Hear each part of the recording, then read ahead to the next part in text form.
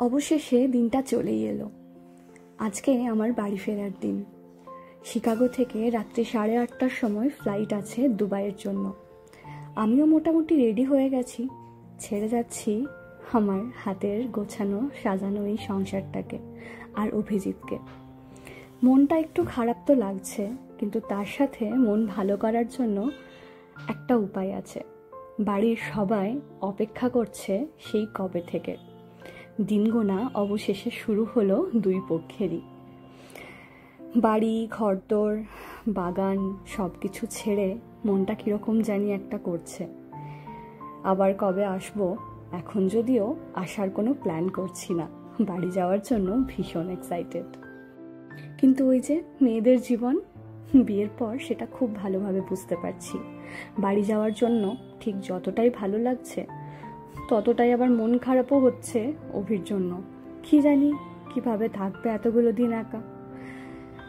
যাই হোক, ও কিন্তু রান্না বান্না এসব দিক থেকে ভীষণ পটু, আপনারা সবাই অলরেডি সেটা জানেন।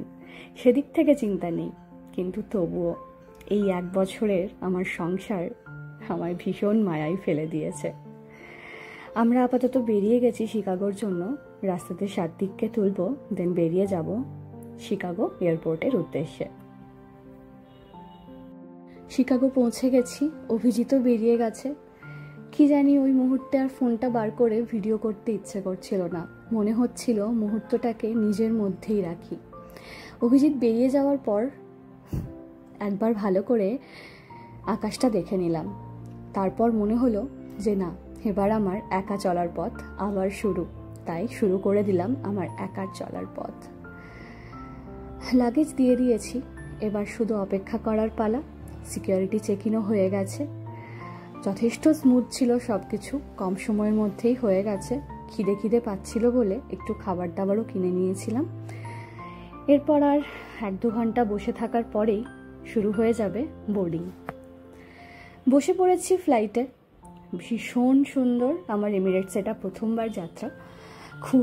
খুবই স্পেসিয়াস একটা যে সিটটা ছিল সেটা, মানে এর আগে আমি এতিহাডে এসেছিলাম, বাট এসব দিক থেকে আমার মনে হলো এমিরেটসের একটু বেটার। তো সার্ভিস ভীষণ ভালো ছিল প্রথমবারের জন্য। আগের বারে তো আপনাদেরকে আমার যাত্রার মানে এখানে যে এসেছিলাম এত মন খারাপ কান্নাকাটি কিছুই দেখাতে পারিনি। তাই ভেবেছি আজকের এই যাত্রাতে আমি সবটা আপনাদেরকে ডিটেলসে বলবো। কারণ আমার কাছে মানে আমি যখন এখানে এসেছি, অনেকেই যখন শুনেছে আমি একা একা ফিরেছি, সবাই বলেছে কি করে ফিরলে। অনেকের প্রশ্ন ছিল কি করে ফিরলে, কি খাবার দেয়, কি খেয়েছো, কখন ঘুমিয়েছো, কখন সকাল হচ্ছিল। মানে এই যে প্রশ্নগুলো, আমার মনে হলো যে আপনাদের সাথে আমার এই ব্লগের মাধ্যমেই শেয়ার করা যাক। তো চলুন, মোটামুটি 8:30 বেজে গেছে।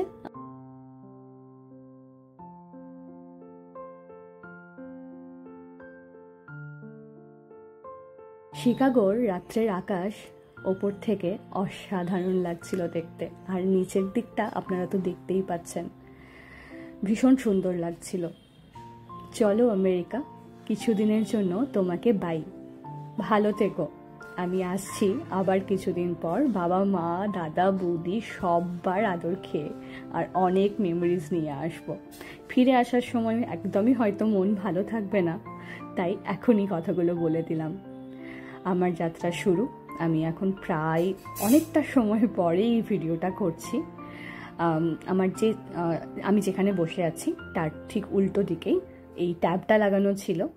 এই ট্যাবে মোটামুটি সবই দেখা যায়, আপনারা অলরেডি সবাই জানেন, তাও আমি একটু এক্সপ্লেন করে দিচ্ছি যারা জানেন না তাদের জন্য। আমি এখান থেকে দুবাইয়ের জন্য ফ্লাইট নিয়েছি।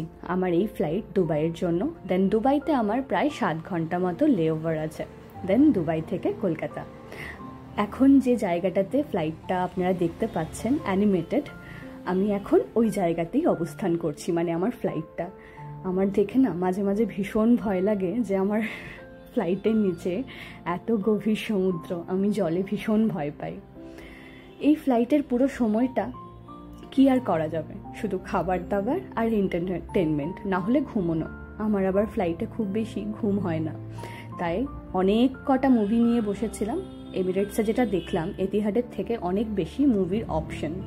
এতিহাডে খুব কম অপশন ছিল, এখানে বেশ অনেক কটা মুভির আর অনেক অনেক ভাষার মুভির অপশনস ছিল। তো আমি মোটামুটি 3টে মুভি কভার করেছিলাম পুরো জার্নিতে। আর এই যে দেখতে পাচ্ছেন একটা নীলাভ আকাশ দেখা যাচ্ছে, তার মানে আর কিছুক্ষণ পরেই 1 ঘন্টার মধ্যেই সুন্দরভাবে আমি সকাল দেখতে পাবো। অলরেডি আমার খাবার চলে এসেছে। খাবারের মধ্যে দেখতেই পাচ্ছেন এখানে একটু রাইস আছে, ওখানে একটু চিকেন আছে, স্যালাড আছে, চানা মশলা আছে, একটা বার আছে, পুডিং আছে একটা, আর একটু ফ্রুটস আছে। ফ্রুট জুসও আপনি নিতে পারেন, আবার ফ্রুটসও দেওয়া থাকে। তো খাবার চলে এসেছিলো, ওই খাবারের পর আবার এটা সেকেন্ড খাবার চলে এসেছে। তো মানে ফ্লাইটে যেটা হয় আর কি, এতক্ষণ বসে বসে শুধু খাওয়া দাওয়া হয়, সিনেমা দেখা হয়। তো এই আর কি খাওয়া দাওয়া, আপনারা সবাই দেখতে চেয়েছিলেন যে কি ধরনের খাওয়া দাওয়া দেওয়া হয়। তো এই যে এখন দেওয়া হয়েছে একটা ব্রেকফাস্ট বোল। এটা তো ব্রেকফাস্টের খাবার দাবার এসেছে। এখানে স্ক্র্যাম্বলড এগ আছে, সসেজ আছে, একটু বিনস আছে, আর এদিকে ফ্রুটস আছে। খাওয়া দাওয়া, ঘুম, সিনেমা সব কিছু মিলিয়ে দেখতে দেখতে 13 ঘন্টা কেটেই গেল। পৌঁছে গেলাম দুবাই। দুবাই পৌঁছতে দেখলাম চোখের সামনে বালির এই শহরটাকে। এর আগে যখন দুবাই এসেছিলাম আপনাদেরকে আমার ব্লগে দেখিয়েছিলাম, তখন রাত, লাল আলোতে বালির শহরটাকে একেবারে অন্যরকম লাগছিল। আর আজকের ছবিটা অন্যরকম, বলে বোঝাতে পারবো না কতটা খুশি লাগছিল। দুবাই পৌঁছেই মনে হচ্ছিল আমি দুর্গাপুর পৌঁছে গেছি, আর কিছুক্ষণ পর বাঁকুড়া। দুবাই থেকে আর তো সত্যিই কিছুক্ষণ, মাত্র 5 ঘন্টা জার্নি। বাট দুবাইতে প্রায় 7 ঘন্টা লেওভার ছিল। তো চলুন দুবাই থেকে আমি এবার কলকাতার ফ্লাইটে আপনাদের সাথে দেখা করি। দুবাই এয়ারপোর্ট পৌঁছে প্রথমেই আমি সিকিউরিটি চেকিং করে নিলাম। তারপর এখন 7 ঘন্টা আমি জানি না অ্যাকচুয়ালি আমি কি করব। এত বড় এয়ারপোর্ট ঘুরে দেখতে গেলেও পা ব্যথা করে যাবে। বাট ঠিক আছে, চলো নিজের গেটের সামনে গিয়ে অ্যাটলিস্ট দাঁড়িয়ে যাই। দুবাই এয়ারপোর্ট থেকে আমাকে একটা মেট্রো করতে হলো। এয়ারপোর্টের মধ্যেই মেট্রো, মানে শিকাগোতেও আপনাদেরকে দেখিয়েছিলাম। তো মেট্রোতে উঠে আমি গেট 5-এ যাচ্ছি। ভাবা যায় না, মানে একটা গেট থেকে আরেকটা গেটে যেতে গেলে মেট্রো লাগছে, মানে কত বড় এয়ারপোর্ট। মেট্রোতে উঠে গেছি আর মনে হচ্ছিল এরপরেই টালিগঞ্জ মেট্রো স্টেশন আমার চোখের সামনে আসবে। বাট একদমই হলো না। দুবাই এয়ারপোর্ট আমার চোখের সামনে। দুবাই এয়ারপোর্ট তো আমার কম লাগছিল একটা খুব বড় একটা লাক্সারিয়াস মল। কারণ ওখানে এমন কোনো ব্র্যান্ডেড মানে জিনিস ছিল না, মানে বাট ঠিক আছে, আমি বাড়ি যাচ্ছিলাম, তো আমার ওখানে কোনো রকম টাকা পয়সা খরচ করার ইচ্ছে ছিল না। তো আমি কিচ্ছু কিনিনি এয়ারপোর্ট থেকে, শুধু ঘুরে ঘুরে সবটা দেখেছি। ফাইনালি আমি একেবারে এমিরেটসের মানে আমার সেকেন্ড ফ্লাইটের কাছে আমি বসেও গেছি। আর বসার পর যখন দেখতে পাচ্ছি সবাই মোটামুটি কলকাতার ফ্লাইট, তো ম্যাক্সিমাম সবাই বাঙালি। কি যে ভালো লাগছে, একদম বলছিলাম না যে দুবাই না, ওটা দুর্গাপুর ছিল আমার কাছে। তো আমি দুর্গাপুরের মতোই ফিল নিচ্ছিলাম। পাশাপাশি যে দুজন বসেছিল তার সাথে বেশ সুন্দর করে ছুটিয়ে গল্প করলাম। গল্প করতে করতে আমার ফ্লাইট টেক অফ করলো দুবাইয়ের মাটি থেকে। মনটা ছটপট করছিল সবাইকে দেখার জন্য। 5 ঘন্টাটা মনে হচ্ছিল যেন 5 বছর লেগে যাবে, কখন পৌঁছবো। অবশেষে ফ্লাইট টেক অফ করলো আর আমার খাবার দাবারও চলে এলো।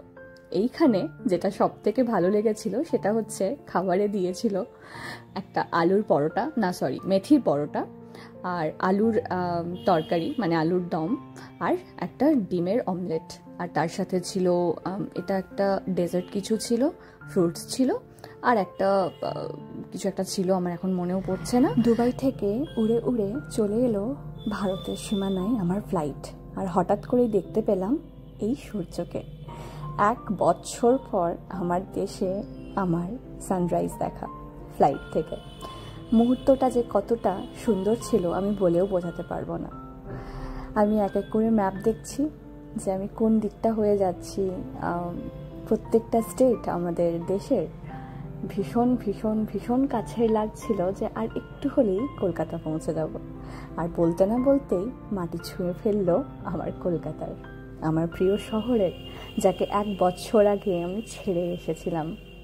আবার চলে এলাম তার কাছেই। চলুন তাহলে এবার পৌঁছে যাওয়া যাক কলকাতা এয়ারপোর্টে। লাগেজের জন্য প্রায় আধা ঘন্টা ওয়েট করে করে লাগেজগুলোকে তুললাম। এবার ফাইনাল মোমেন্ট, আমি আমার লাগেজ নিয়ে বেরিয়ে যাচ্ছি কলকাতা এয়ারপোর্ট থেকে। বাড়ি থেকে বিট্টু, বুবু আর সুনীলদা আসছে গাড়ি নিয়ে আমাকে নিয়ে যেতে বাঁকুড়া। বেরিয়ে একটা ওই ভিডিও হয় না যে সবাই দেখা টাকা করে, সেই ভিডিওর জন্য আমি ক্যামেরাটা নিয়ে ঘুরছি, কিন্তু আমি বিট্টুকে আর কোথাও দেখতে পাচ্ছিলাম না। কি মন খারাপ হচ্ছিল যে ছেলেটা কোথায়। যেই ক্যামেরা অফ করেছি সেই আমার চোখের সামনে। অবশেষে গাড়ির মধ্যে উঠে গেছি। এদিকে বুবু, এই যে বিট্টু, আর এদিকে আমি। আমাকে ক্যাপচার করার মতন এখানেও আর কাউকে আমি পেলাম না।